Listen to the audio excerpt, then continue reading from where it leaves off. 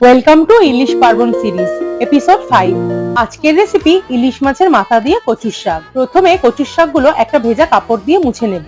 তারপর হাতে ভালো করে সর্ষের তেল লাগিয়ে কচুর শাকগুলো ছাড়িয়ে কেটে নেব। এরপর কচুর শাকগুলো নুন হলুদ দিয়ে ভালো করে ভাপিয়ে নেব। তারপর একটা ঝুড়িতে ঢেলে ভালো করে জল চেপে চেপে ছেঁকে নেব। এবার ইলিশ মাছের মাথাগুলোকে নুন হলুদ মাখিয়ে নেব। তারপর কড়াই সর্ষের তেল গরম করে মাথা দুটো উল্টে পাল্টে ভেজে নেব। এরপর একটা মিক্সিং বলে আদা, কাঁচা লঙ্কা আর গোটা জিরে দিয়ে একটা পেস্ট বানিয়ে নেব। এবার ওই মাছ ভাজার তেলেই শুকনো লঙ্কা, তেজপাতা আর পাঁচফোড়ন দিয়ে দেব। তারপর ওর মধ্যে বানিয়ে রাখা পেস্টটা দিয়ে দেব। এর মধ্যেই দিয়ে দেবো নুন, হলুদ আর কাশ্মীরি লঙ্কার গুঁড়ো। এবার অল্প অল্প জল দিয়ে মশলাটা কষতে থাকবো। মশলা থেকে তেল ছেড়ে দিলে কচুর শাক আর ইলিশ মাছের মাথাগুলো দিয়ে সবকিছু ভালোভাবে মিশিয়ে নেব। তারপর কড়াইটা ঢেকে দেবো 2-3 মিনিটের জন্য। এরপর ঢাকনা খুলে গরম গরম ভাতের সাথে সার্ভ করে দেবো ইলিশ মাছের মাথা দিয়ে কচুর শাক।